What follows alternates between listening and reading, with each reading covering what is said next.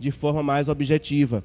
Hermínio nasceu em 5 de janeiro de 1920, tendo desencarnado em 8 de julho de 2013, com 92 anos, faltando alguns meses para completar os 93, e foi dentre aqueles que nós conhecemos como autores encarnados, um que trouxe uma contribuição muito importante para as letras espíritas. Eu gosto de fazer essa introdução quando vamos falar da obra de um autor encarnado, principalmente porque, infelizmente, nós, no nosso movimento, não temos o hábito de reconhecer o trabalho desses autores encarnados. A produção de pesquisa, as reflexões, os estudos, as observações costumam ser, de certa forma, ignoradas por nós. Nós damos um valor demasiado àquilo que é produzido na mediunidade, pela mediunidade, que tem sim o seu valor, mas que não é apenas a única literatura importante, a única literatura que deve ser buscada. Aliás, tratando-se de espiritismo, nós vamos encontrar em Allan Kardec, portanto, um autor encarnado, a referência primeira para nossos estudos, naturalmente, que na interlocução com os espíritos, a interlocução natural que ele estabelece e que está materializada em obras como o Livro dos Espíritos, o Livro dos Médiuns, o Evangelho segundo o Espiritismo. Mas vejam, ali trata-se de um trabalho de parceria entre encarnados e desencarnados, e que encontra na inteligência, no senso crítico, na capacidade crítico-reflexiva do professor Rivaio, um suporte importante para a sistematização, a análise, a compreensão e a tradução daquelas ideias. Então a gente tem que entender que é importante sim pensarmos, aceitarmos, reconhecermos o trabalho desses autores encarnados que tanto contribuem para as nossas reflexões. Nós tivemos no Brasil grandes referências como Deolindo Amorim, Carlos Embaçaí, Marlene Rossi Severino Nobre e outros tantos, Herculano Pires, também aqui a Marlene no estado de São Paulo, Herculano Pires, que já é um pouco mais lembrado, mas que não tanto entre nós, e o Hermínio de Miranda, que tem uma vida toda dedicada à pesquisa em torno dos temas espíritas e principalmente a partir daquilo que ele observava no contato com os médiuns. O Hermínio conta em uns traços autobiográficos que ele participava de um grupo familiar, um grupo pequeno, um grupo de pessoas que se reuniam em torno da doutrina e que também dialogavam com os espíritos através dos médiuns, e ele funcionava naquele grupo normalmente como um mero assistente. E como diz o personagem do humor, assistente só assiste. E ele então, um belo dia, diante de uma reformulação que aconteceu lá no grupo, ele foi designado para conversar com os espíritos, para ser a partir de então o dialogador, aquele que faria interlocução com os espíritos através dos médiuns. E nem ele nem o grupo imaginavam que a partir dali, contando com a sua inteligência, com a sua capacidade de observação, com a sua capacidade de dialogar, porque dialogar também é uma arte, saber o que perguntar, saber o que dizer, saber como abordar, como receber pessoas, porque espíritos também são pessoas, é uma arte que poucos dominam, que poucos conseguem colocar em prática com habilidade, com senso humano, contato fraterno. Graças ao desenvolvimento dessa habilidade, o Hermínio encontrou no diálogo com os espíritos um campo fecundo, bastante fértil de exploração da realidade espiritual. E diz que a partir disso ele tomou uma decisão, que era a decisão de dedicar-se no meio espírita à pesquisa. E ele dizia assim: fiz a escolha de não participar de forma mais objetiva de centros espíritas, não porque depreciasse de forma alguma a atividade dos centros, eu compreendo, aceito, reconheço o grande valor, mas porque entendi que isso poderia distrair a minha atenção daquilo que eu escolhi como objeto principal de trabalho, que eram as pesquisas, os estudos, que lhe renderam mais de 40 obras, com variada temática espírita e espiritualista. Dentre os temas abordados por Hermínio, vamos encontrar reencarnação, cristianismo, simetrias históricas, infância, obsessão, mediunidade. Um dos livros mais destacados do Hermínio é este aqui, Diálogo com as Sombras, que alguns de nós talvez já tenhamos ouvido, sobre o qual já tenhamos ouvido falar. A segunda obra espírita dele, publicada pela Federação Espírita Brasileira, em que ele fala sobre a arte de dialogar com os espíritos, apresenta uma teoria e uma prática para esta atividade específica da prática espírita, e que mereceu inclusive de Ivone Pereira, da médium Ivone do Amaral Pereira, um elogio que ele disse que foi definidor dos rumos de seus trabalhos. Ivone teria dito a ele que esta foi a obra que Kardec não escreveu. Então este reconhecimento vindo dela, que era muito respeitada e ainda hoje é, significou para Hermínio um estímulo muito grande para que ele continuasse em suas pesquisas sobre obsessão, que lhe renderam também outras obras. Reencarnação, o Hermínio debruçou-se sobre a reencarnação, estudando os mecanismos da reencarnação, e desses estudos derivou inclusive um método de análise chamado de simetrias históricas. Os espíritos sopravam para ele hipóteses, algumas ideias, pistas de personalidades históricas que talvez tivessem sido animadas pelo mesmo espírito, ou seja, diversas figuras que marcaram a história e que tiveram animando aquele corpo um único espírito. Foi assim, por exemplo, que surgiu a obra Os Senhores do Mundo, que nós temos ali também à disposição, em que o Hermínio, os espíritos dão a ele a seguinte pista: que o faraó Tutmés III, o Alexandre o Grande, Júlio César e Napoleão Bonaparte teriam sido o mesmo espírito. O que é que o Hermínio faz? Debruça-se sobre a história dessas quatro personalidades, dessas quatro figuras, para tentar encontrar simetrias entre as histórias deles, entre as personalidades, entre o que fizeram, o que não fizeram, o modo de pensar, o modo de agir, para tentar encontrar elementos que dessem suporte àquilo que os espíritos ventilavam, sempre com o cuidado de não presumir como verdade absoluta aquilo que os espíritos disseram, mas sim como hipóteses, como pistas, como caminhos possíveis para a investigação. Numa outra obra chamada Guerrilheiros da Intolerância, ele vai analisar as personalidades de Hipácia, de Anne Besant e de Giordano Bruno, como tendo sido talvez o mesmo espírito a animá-las, dentre outras pesquisas no mesmo sentido que ele realiza.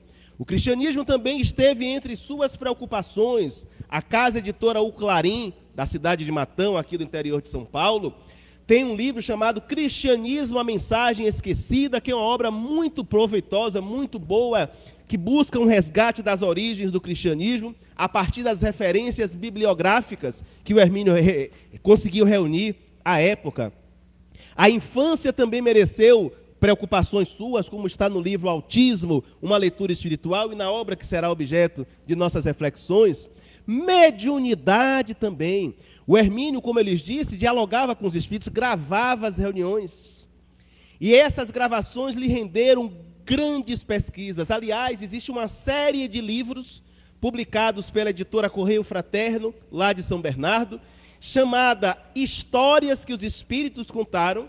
São vários livros: A Dama do Vizir, A Irmã da Minha Irmã, O Exilado, dentre outros dois, se não me falha a memória, em que o Hermínio relata essas comunicações, esses diálogos, e reflete sobre eles, apresentando conhecimento válido para quem trabalha com mediunidade. E esta obra chamada Diversidade dos Carismas, em que ele, a partir da história de vida mediúnica de uma médium a que ele chama de Regina, é um pseudônimo, ele vai escrutinando a teoria e a prática da mediunidade, mostrando a partir das experiências frustradas, de outras bem-sucedidas, dos desafios enfrentados pela Regina e, sobretudo, da grande profusão de fenômenos que ela produzia, porque era uma médium de inúmeras possibilidades. O Hermínio, então, constrói esta obra que, na minha modesta opinião, bem poderia ser chamado o segundo livro dos médiuns. teoria e prática da mediunidade, apresentadas aqui na obra Diversidade dos Carismas. Os cátaros falam sobre cristianismo, sobre esse povo que viveu há uns séculos e que era um povo que acreditava na reencarnação, na imortalidade da alma, na comunicabilidade dos espíritos e que infelizmente foi vítima de ações da Igreja Católica de então que dizimaram aquele povo na tentativa de abafar as suas ideias. Outras tantas pesquisas o Hermínio realizou em obras como A Memória e o Tempo, A Alquimia da Mente, Memória, Tempo, Mente, temas que sempre bailaram, que sempre povoaram o imaginário e as pesquisas do Hermínio, os estigmas e o enigma e os estigmas e condomínio espiritual, em que ele faz uma análise da síndrome de personalidades múltiplas à luz do conhecimento espírita, à luz do que sabemos sobre obsessão, propondo, sugerindo que talvez em uma das causas, para além das questões físicas, neurológicas, fisiológicas propriamente ditas, pode estar também na base do processo de personalidade múltipla, processos obsessivos, que mereceram dele uma investigação especial. Mas a sua obra mais conhecida, aquela que talvez até sobre a qual já tenhamos ouvido falar, embora não a associemos ao seu autor, é de fato Nossos Filhos são Espíritos. Uma obra que nasce de uma provocação feita pelos espíritos a ele.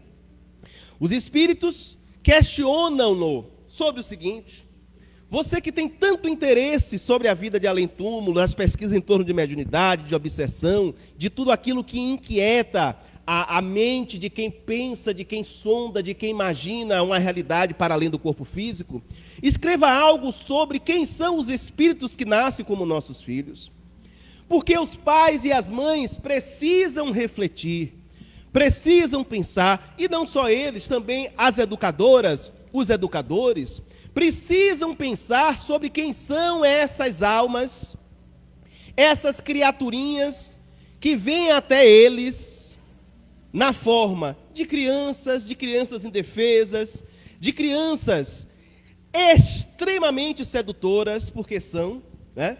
E o são com maestria, mas que trazem consigo histórias, mas que trazem consigo um passado, que trazem consigo necessidades evolutivas, que precisam ser observadas, precisam ser identificadas, precisam ser reconhecidas para que o direcionamento devido seja dado a essas pessoas que renascem em nossa família, na condição de filhos, de netos, de sobrinhos, enfim. O Hermínio, então, toma para si o desafio e vai fazer uma pesquisa muito interessante em autores de diversos idiomas, no português, mas também na língua inglesa, em língua francesa, na língua italiana, e vai, então, apresentar uma série de indícios que reforcem a tese que nós espíritas abraçamos e defendemos, de que, em verdade, o espírito não nasce com o corpo, nem é feito para o corpo. Olha que são duas coisas que parecem ser ditas de forma inocente ou sem grande significado, mas que têm um reflexo e um impacto profundo na forma como nós olhamos para nós mesmos na existência. Os espíritos nem nascem com os corpos que habitam, nem são feitos para os corpos que habitam. De modo que, ao pensarmos sobre isso, precisamos entender que antes de um corpo se formar, antes do encontro entre um óvulo e um espermatozoide, para que no processo de fecundação se dê início a uma nova vida, existem muito antes disso espíritos. Espíritos que são imortais, que são, portanto, pré-existentes, e que mais do que serem pré-existentes, que trazem consigo uma história, que já estiveram em outras experiências físicas, que já se revezaram diversas vezes no corpo e fora dele, que já estiveram embalados pelas sístoles e diástoles evolutivas no encarnado e no desencarnado, no corpo e fora do corpo. E que graças a essas idas e vindas, realizaram conquistas as mais variadas, conquistas positivas, felizes, mas, sobretudo, conquistas também não tão agradáveis, não tão felizes, não tão bem-sucedidas. E eu digo sobretudo por quê? Porque, considerando as condições do mundo em que nós vivemos, é natural que ainda predomine entre nós as realizações que não são lá tão positivas, que não são lá tão felizes. As relações e as realizações que deixam como um rastro um comprometimento negativo com a vida, com o viver e com as pessoas com quem nós mantivemos as mais variadas relações. Então, um ser, diante da possibilidade de retornar ao corpo, não é apenas um ser vazio, um ser oco, alguém sem história, uma página em branco que começará a partir dali a escrever a sua história. Não. É um ser que traz consigo uma carga evolutiva muito densa, complexa e que não é igual a nenhum outro. Como diz o Caetano Veloso na música, cada um é que sabe a dor e a delícia de ser o que é. Cada um de nós traz consigo delícias, mas sobretudo dores, que falam e de forma eloquente quando o espírito está na iminência de retomar um corpo. Porque veja, a retomada do corpo, o renascer, o reencarnar, significa para cada um de nós ter uma nova chance, uma nova oportunidade de reconstruir a si próprio, de refazer-se a caminho, graças à possibilidade do esquecimento, de que os Espíritos falam muito bem em O Livro dos Espíritos, a bênção do esquecimento, poderem recomeçar aparentemente do nada. E por que aparentemente?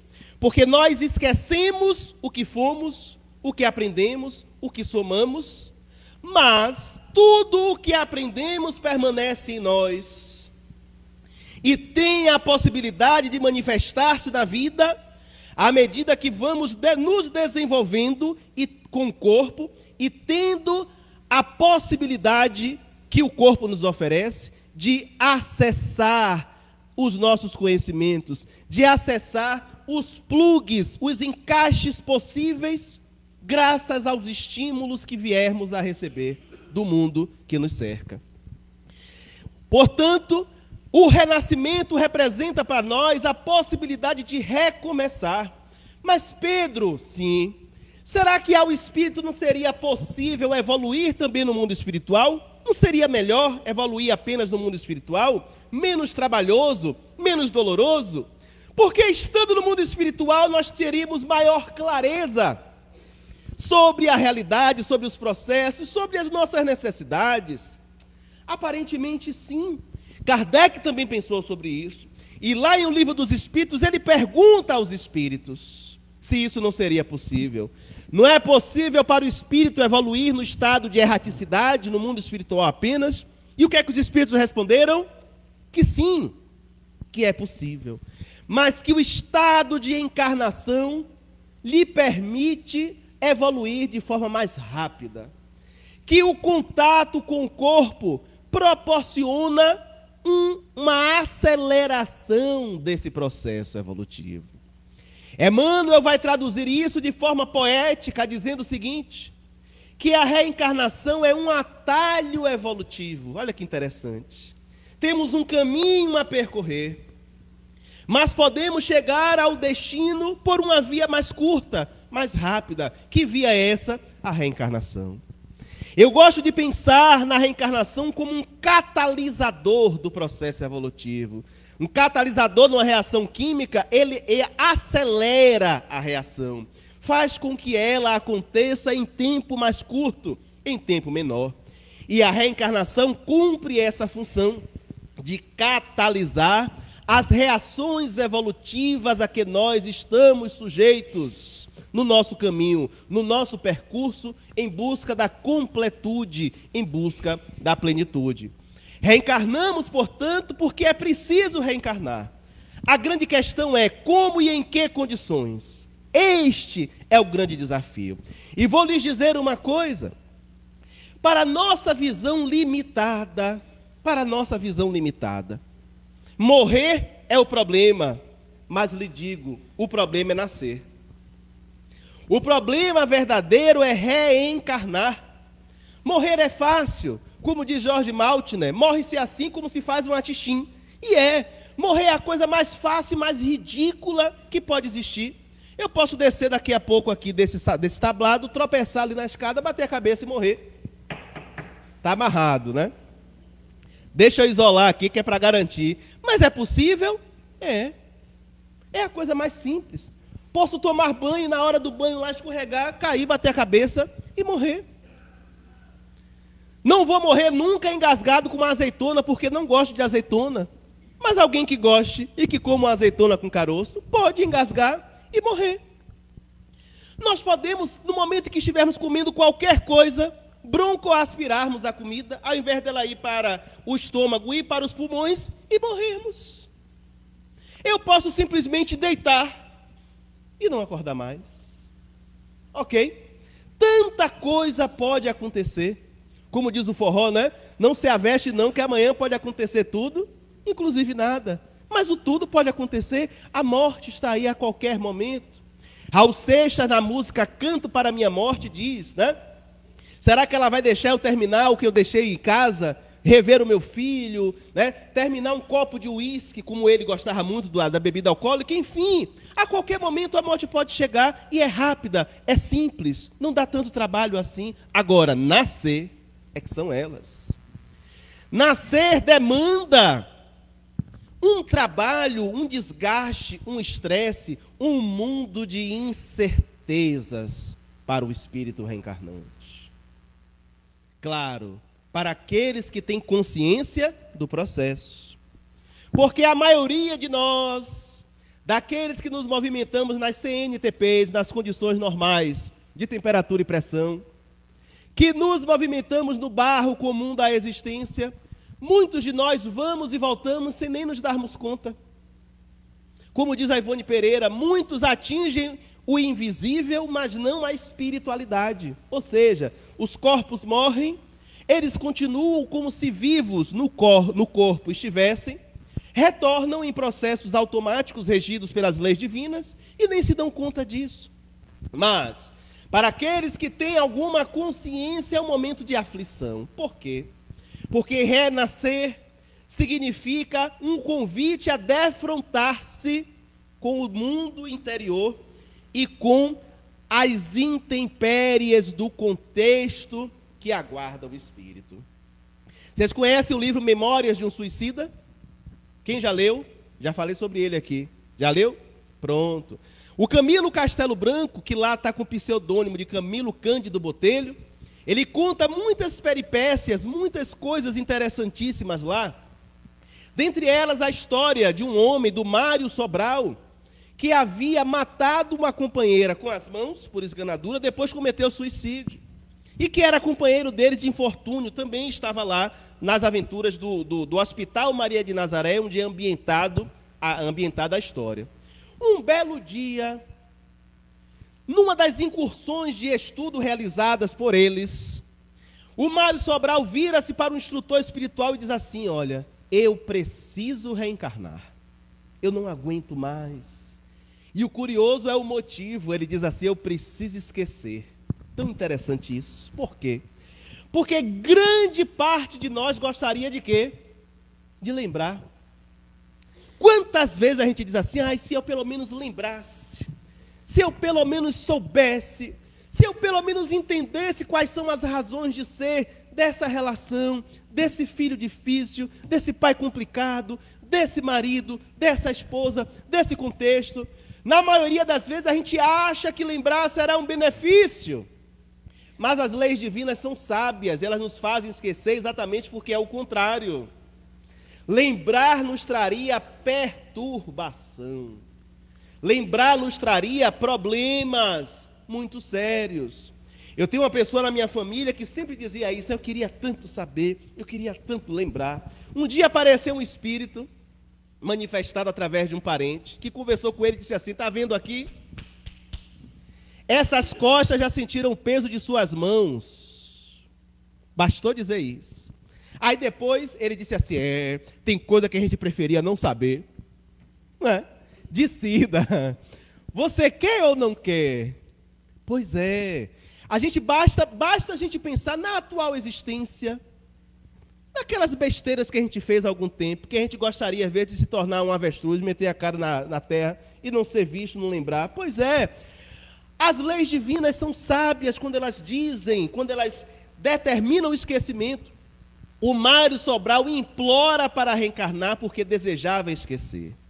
Ele não suportava mais o peso da lembrança de ter matado a mulher que ele amava e depois ter cometido o suicídio. E curiosamente, quando ele se despede para reencarnar, diz o Camilo que ele se volta para acenar para os amigos. Mas já não havia mais braço. Não era só o lembrar, era a culpa que ele carregava consigo. E era uma culpa tão severa, tão intensa, que ele projetava, porque não era algo feito de fora, era algo que ele se impunha. Ele projetava para si a necessidade de renascer sem as mãos. Por quê? Porque as mãos foram um instrumento com o qual ele tirou a vida da Eulina, a mulher que ele amava.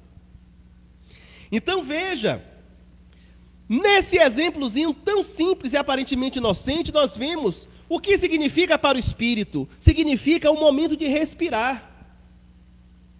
Mas nem sempre é um respirar tranquilo. Porque o estado de encarnação não é uma instância de férias. É um momento de desafios, é um momento de enfrentamentos. E quando o espírito tem lucidez do processo, aceita ou não a reencarnação, ele, porque é possível não aceitar, mas Pedro, e se o indivíduo não aceitar, o que é que vai acontecer? Vai voltar da mesma forma. É por isso que eu digo assim: aceita que dói menos. Não é? Já que não tem jeito, mas e o livre-arbítrio? Só existe liberdade, responsabilidade, né? Liberdade quando há capacidade de responsabilidade. Minha filha de 11 anos, de vez em quando, vem com essa: e o meu livre-arbítrio? Né? Aí eu pergunto: aí as contas suas, quem é que paga? Quem é que paga os boletos? Quem é que bota comida na mesa? Sua mãe e eu. Então, livre-arbítrio vem quando você for capaz de se autogerir, de comandar a sua vida. Até lá, o seu livre-arbítrio está caçado. Seu livre-arbítrio se chama pai e mãe, né? Que é quem vai decidir, os que vão decidir que espaço de liberdade você tem, claro, porque a ideia não é ser tirano, é educar. E na educação é preciso, a pouco e pouco, dar espaço para que o indivíduo vá assumindo responsabilidades, mas sempre de forma vigilante, consciente e orientada. Isso é fundamental. Então, para muitos espíritos, a lei, muitos de nós somos crianças diante das leis divinas, então não temos capacidade de escolha. Por isso que é mais fácil aderir, porque se a gente não aderir, vai de qualquer jeito. Então o mais inteligente é o quê? Aderir, aceitar. Para quê? Para poder participar do processo e tentar escolher alguma coisa, tentar dar pitaco em alguma coisa, tentar interferir para encontrar condições as mais favoráveis possíveis do reencarne. O problema, lembrando aquele livrinho, O Pequeno Príncipe, de Antoine Saint-Exupéry, o problema é que nós somos responsáveis pelo que cativamos. Palavra cativar vem de cativo. Cativo é o quê? Preso. Nós estamos irremediavelmente vinculados às consequências dos processos a que demos causa, em que nos envolvemos de alguma forma. E a reencarnação quase sempre significa o espírito defrontar-se com aquelas pessoas com quem possui dificuldades, para ressignificar os afetos, para ressignificar as relações. E é aí que vem mais um desafio para o espírito. olhar para a vida física e perguntar assim: quem é que vai ser mamãe? Quem é que vai ser papai? Imaginem-se aí, mães e pais, imaginem-se mães e pais, sendo olhados pelos seus filhos antes de reencarnar. Coloquem-se aí no lugar de seus filhos. Vocês topariam reencarnar filhos de vocês? Não me digam. Não me comprometam, nem se comprometam. Mas reflitam. Topariam? Imaginem os espíritos, nós inclusive nessa condição, imaginemos-nos antes de reencarnar, olhando para quem seria nossa mãe e quem seria nosso pai. Será que a gente veio de boa ou veio porque tinha que vir? Também não digam, não se comprometam. Reflitam, porque é verdade. A gente não apenas reflete e pesa as relações afetivas com aquelas pessoas, como também em que medida essas pessoas serão capazes de nos colocar nos caminhos adequados para nós fazermos o que temos que fazer e enfrentarmos o que temos que enfrentar. A responsabilidade daqueles que recebem espíritos como mães e pais é muito grande. É muito grande, é enorme. E nós precisamos ter essa consciência. Eu, na minha experiência como pai de 2 crianças, uma de 11 anos e uma de 6 anos, vivo nessa reflexão constante, pedindo a Deus que me dê sabedoria para pelo menos não atrapalhá-las. Não atrapalhá-las. Não criar obstáculos para que elas desenvolvam, aprendam, realizem aquilo que elas precisam realizar. Por outro lado, encontro-me pacificado em relação ao seguinte: cada um só dá aquilo que tem. E eu não tenho condição de dar aquilo que não tenho. Não tenho possibilidade de ser aquilo que não sou. Não posso exigir de mim uma perfeição que eu não tenho como pessoa. E jamais terei condição de ser perfeito como pai. Mas busco o tempo todo encontrar a sabedoria para identificar o meio termo e a medida certa. Por quê? Porque nós, quando verdadeiramente nos comprometemos com o ofício de sermos mães e pais, temos uma tendência natural em relação aos nossos filhos, que é a de querer dar a eles aquilo tudo que nós não tivemos. De sermos para eles aquilo tudo que nossas mães e nossos pais não foram para nós.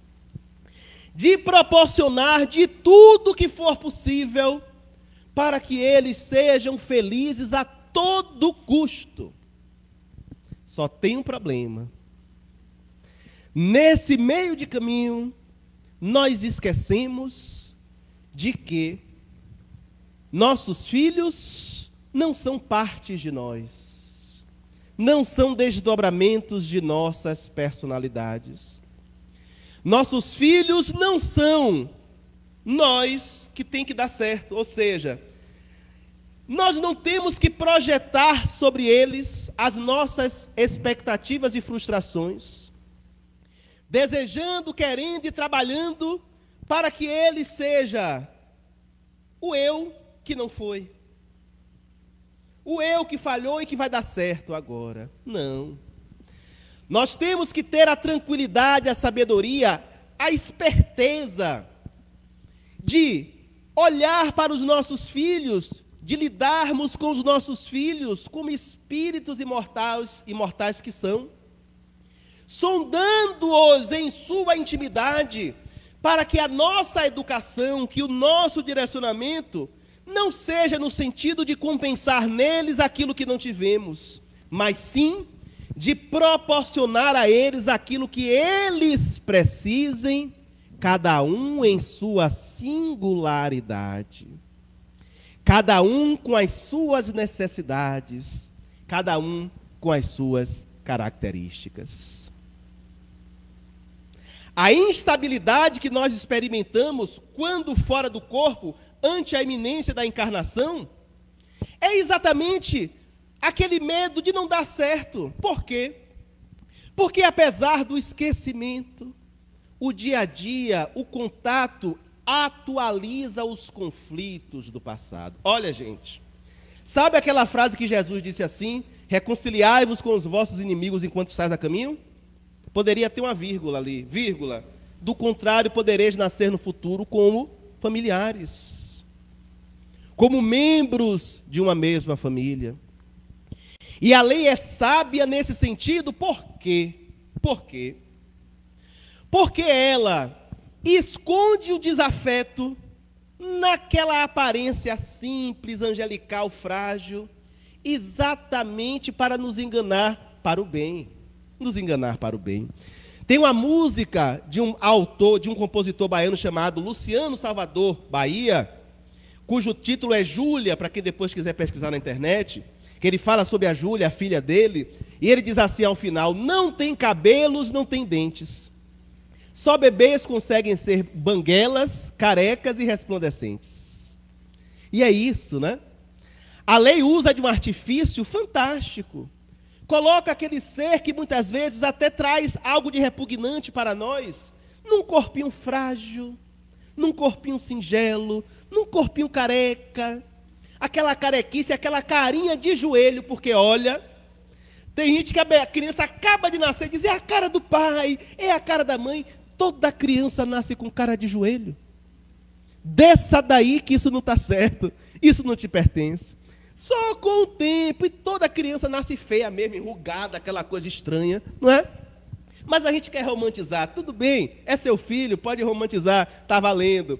Mas aí com o tempo é que vai definindo, e aquela vulnerabilidade absoluta, aquela dependência completa, aquela fragilidade é o que vai nos conquistando, é o que vai nos seduzindo, de regra, porque infelizmente há casos em que não. Há casos em que a antipatia, a inimizade, se manifesta até mesmo desde o ventre. Conheço inúmeros casos. Conheço inúmeros casos. Eu estive fazendo palestras no interior de São Paulo, lá na região praiana, não vou dizer a cidade, uns anos atrás, sobre ser feliz em família. E aí uma senhora me procurou no final da palestra, muito aflita, e eu sentia que ela trazia uma culpa muito grande com ela. Ela disse assim para mim: Pedro, eu fui uma péssima mãe. E eu perguntei a ela por quê. Porque eu odiei a minha filha desde o primeiro momento em que a senti no ventre até hoje.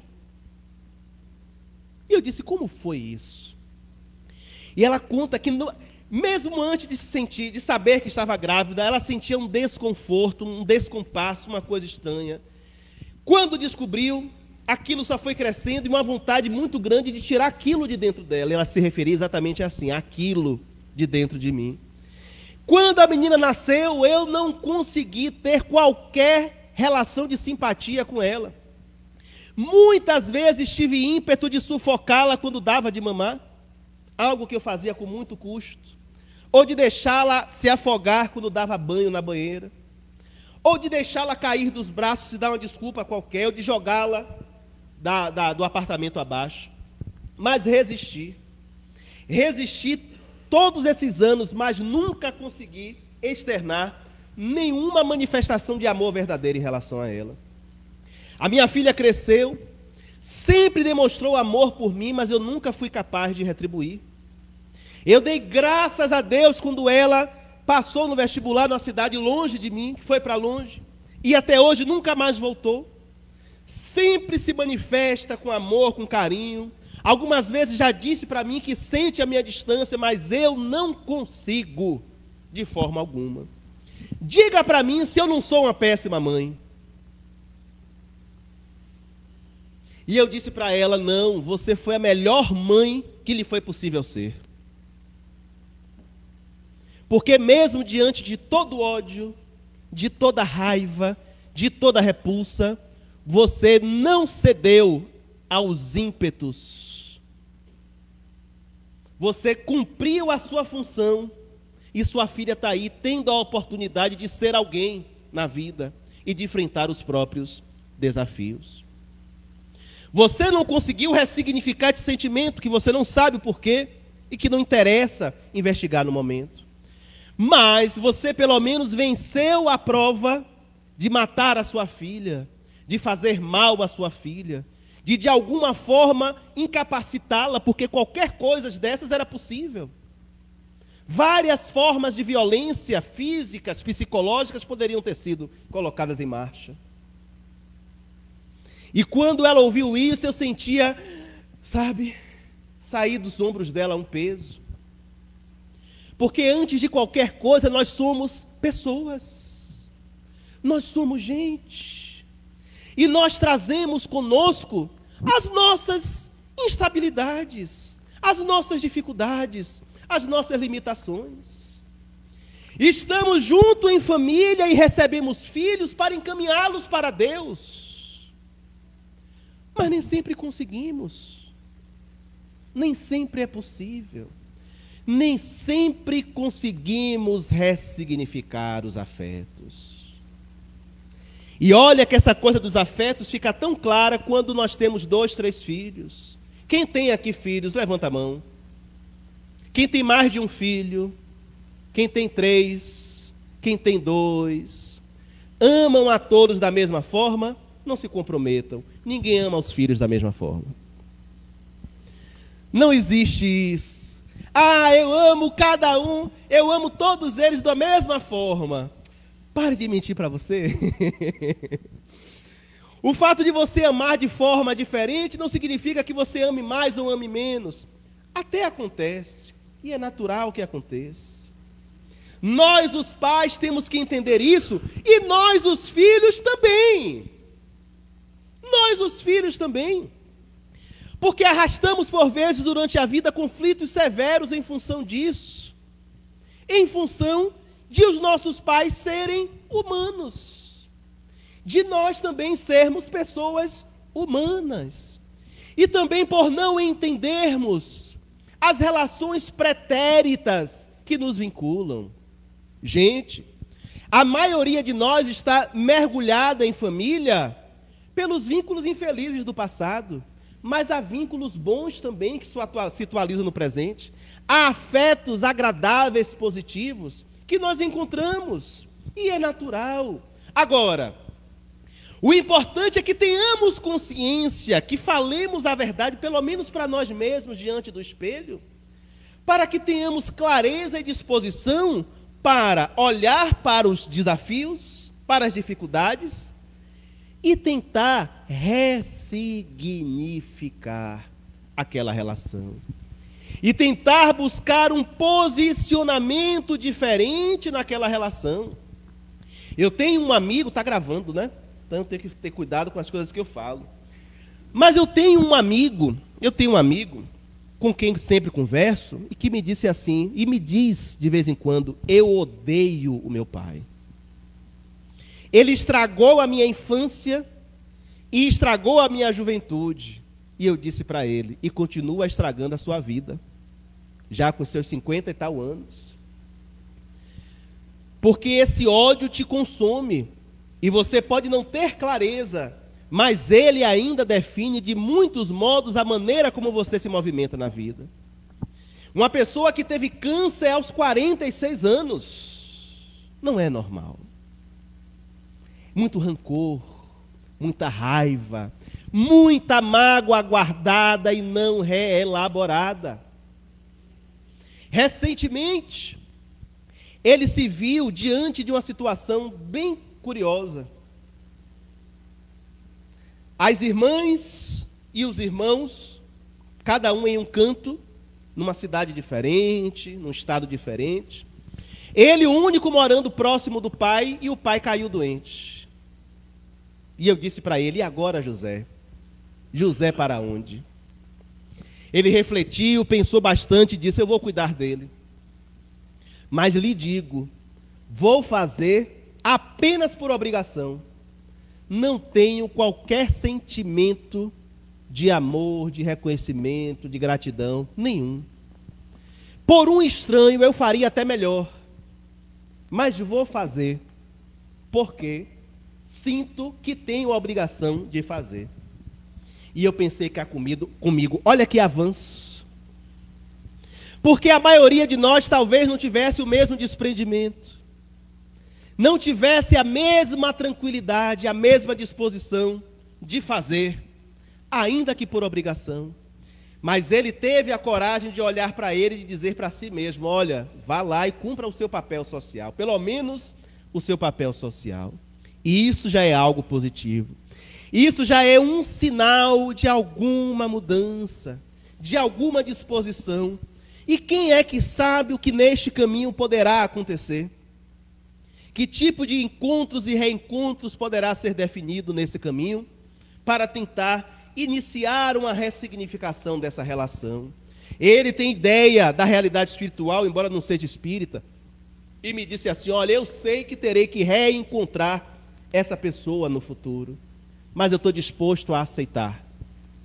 Eu estou disposto a aceitar, porque neste momento não me sinto em condição nenhuma de enfrentar este problema e de dedicar a ele qualquer amor, qualquer sentimento de amor ou de gratidão. Essa consciência também é importante, porque revela algum nível de amadurecimento, um início de amadurecimento.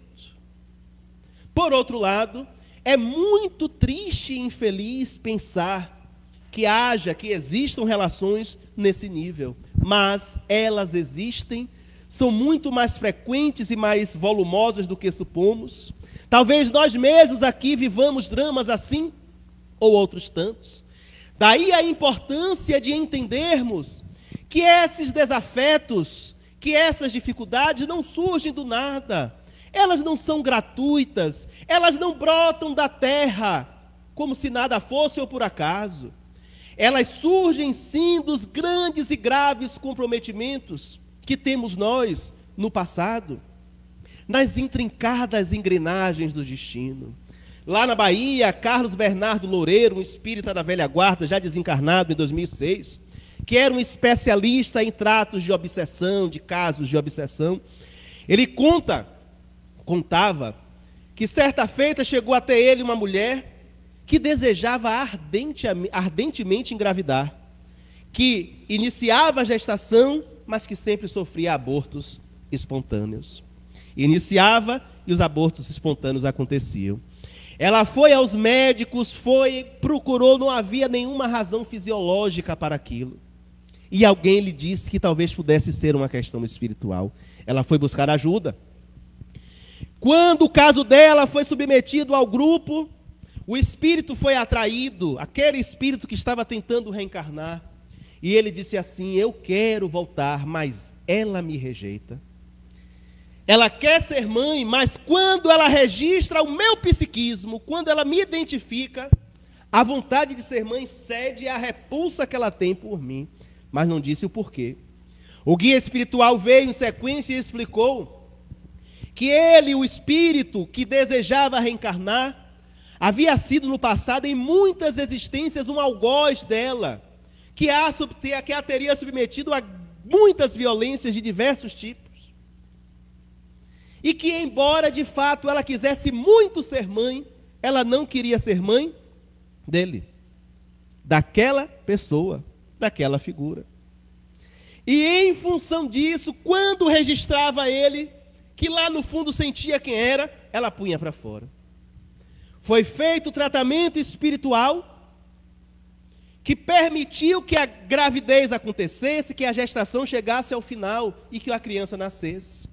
E contava Bernardo à época, já se tinha passado 10, 12 anos, mas mãe e filho viviam como inimigos mortais. O processo aconteceu, a oportunidade se fez, mas os afetos ainda não estavam sendo ressignificados de forma suficiente. Quando nós nos colocamos na condição de mães e pais para acolher filhos, para receber espíritos como filhos, precisamos ter a capacidade de refletir o suficiente sobre essas questões e tomar uma decisão do fundo da alma, de abraçar a oportunidade, apesar dos pesares. e de nos dedicarmos verdadeira e sinceramente a essa experiência, a esse desafio, a essa nova configuração. Os filhos, de fato, quando surgem, modificam por completo a paisagem da vida dos pais. Queiramos ou não, as nossas vidas não serão mais as mesmas. É verdade, sim, que há pessoas que fogem da responsabilidade. Em sua maioria, homens. A nossa cultura, infelizmente, ainda é demasiadamente machista. E nós, os homens, ainda sobrecarregamos as mulheres, sim, com o cuidado com as crianças. Ainda sobrecarregamos, sim, as mulheres nas separações, praticando com elas violências as mais variadas possíveis, desde a não divisão adequada do tempo com os filhos, até a sonegação da pensão alimentícia. Nós ainda, homens, muitos de nós fugimos até do convívio com os nossos filhos nas separações, exatamente para não termos que pagar pensão. E essas coisas têm que ser ditas, sim. Essas coisas têm que ser identificadas, sim. Porque elas geram para nós compromissos. Geram compromissos para as nossas existências. Mas nós também, os homens e as mulheres, precisamos ressignificar esses contextos, essas situações. Nós, homens, temos que nos reposicionar. As mulheres precisam também demandar de nós um lugar diferente, uma assunção diferente de responsabilidade, porque tudo o que fizermos não será nem para mim, nem para elas, nem para os pais, e sim em benefício desses pacotinhos, ou como chama o Hermínio Miranda, desses embrulhinhos mornos, que são entregues em nossas mãos pelas leis divinas, para que nós possamos fazer de tudo possível para encaminhá-los para Deus, para colocá-los no bom caminho, para que eles possam ser pessoas, homens e mulheres de bem. A nossa responsabilidade como mães, como pais, como educadores, diante das crianças, é grande e precisa ser renovada, relembrada a todo tempo. Os nossos filhos não são nossos, aliás, precisamos urgentemente inventar pronomes novos para nos referirmos aos filhos, aos esposos, às esposas, aos pais. Não é meu marido, minha esposa, meu filho, minha filha, meu pai, minha mãe, não. Não tem de ser um pronome possessivo, porque não são nossos. Não nos pertencem, nem nos devem pertencer. Nem nós devemos aceitar o lugar de objetos diante de quem quer que seja. Filhos são de Deus, espíritos são da vida, e cabe a nós, os pais, educá-los para viver, educá-los para o mundo, educá-los para serem pessoas autônomas, cada vez mais capazes de pensarem a si mesmas e de se encaminharem pelos caminhos da vida com autonomia, com responsabilidade, com sabedoria. Filhos são depósitos. Nós somos depositários das leis divinas quando recebemos esses espíritos na condição de filhos. A grande questão é: seremos depositários fiéis ou infiéis? Faremos tudo o que estiver ao nosso alcance para encaminhá-los devidamente? Ou fugiremos de alguma forma por negligência, ou seja, pelo que for, da responsabilidade que temos diante de nós? Esses embrulhinhos mornos reclamam de nós atenções. Requerem que nós possamos lhes dar amor, atenções, mas nada em excesso, nada que lhes comprometa a capacidade de serem pessoas melhores na vida. Que tenhamos o cuidado de enxergar cada filho como um espírito único, de sondá-los em sua intimidade, de não nos deixarmos seduzir plenamente pelas suas aparências frágeis e pelos muitos encantos que trazem. Não, nós não podemos nos apaixonar pelos filhos, porque a paixão enceguece e não nos permite ver o que precisa ser visto. Nós precisamos amá-los, precisamos respeitá-los, precisamos acolhê-los, mas, sobretudo, precisamos educá-los. Entender que, na condição de espíritos, trazem consigo histórias, trazem consigo dramas, trazem consigo necessidades evolutivas. E compete a nós, os adultos da relação, os mais maduros do processo, empreender todos os esforços, não para lhes dar coisas, não para lhes encher a vaidade, o orgulho e o egoísmo, mas sim nos esforçarmos para lhes darmos boas referências, para que sejam homens e mulheres de bem. Nossos filhos não são nossos, são de Deus, são espíritos em evolução. Façamos por ele tudo o que estiver ao nosso alcance. Que Jesus nos abençoe.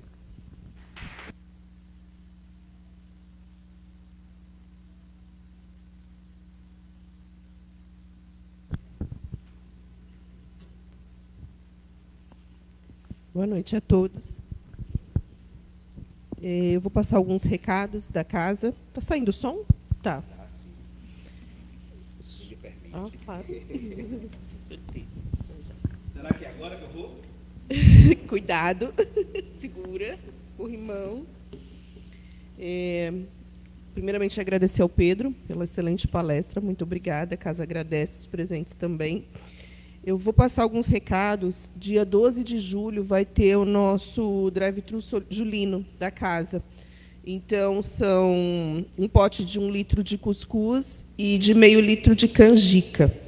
Os ingressos estão com o Marcos a R$50. Então, quem puder contribuir, procura o Marcos para o convite. Aí é só passar aqui na frente e receber, no dia 12 de julho, o cuscuz e a canjica. A próxima palestra será com Nazil Canarim Júnior, da cidade de Bauru. Pedro, muito obrigada mais uma vez aos presentes aqui, aos internautas do Facebook e YouTube. Quem desejar ir ao passe, ao final do corredor, vai ter o passe ali no salão. Quem tiver criança na evangelização, por favor, ir buscar aqui no corredor ao lado. Eu vou fazer sorteio de livros. Quem chegou, quem vem pela casa a primeira vez, ao adentrar ali na porta, receberam um papelzinho com um número. Então, nós vamos sortear. Deixa eu pegar aqui os números.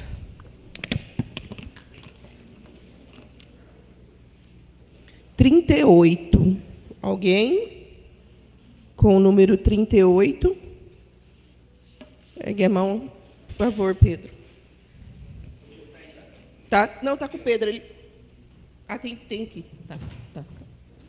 Faz o favor, Marcos.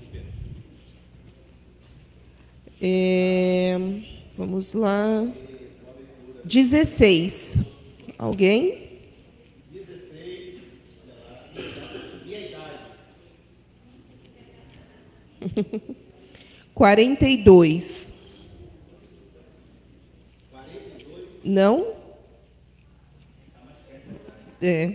Vamos chegar lá. 55. Sim? É a senhora? 55? Não vai ser.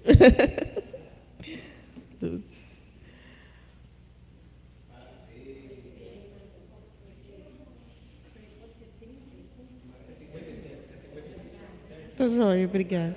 Essa mensagem. Bom, eu vou fazer o encerramento. O Pedro ele vai estar na saída após o passe com os livros. Então, quem quiser adquirir, é só procurá-lo. Tá? Vamos, nesse momento, então, fechar nossos olhos, respirar bem fundo, agradecer a oportunidade de estarmos aqui, em constante evolução sempre, para sermos cada dia melhores. Agradecer a esta casa de amor e caridade, a oportunidade de estarmos aqui também, recebendo as bênçãos. Que possamos agradecer a saúde, ao alimento de todos os dias, e que possamos retornar aos nossos lares com o coração leve, em paz, e que tenhamos um final de semana abençoado. Mais uma vez, muito obrigada à presença de todos, ao Pedro e a esta casa. Uma boa noite.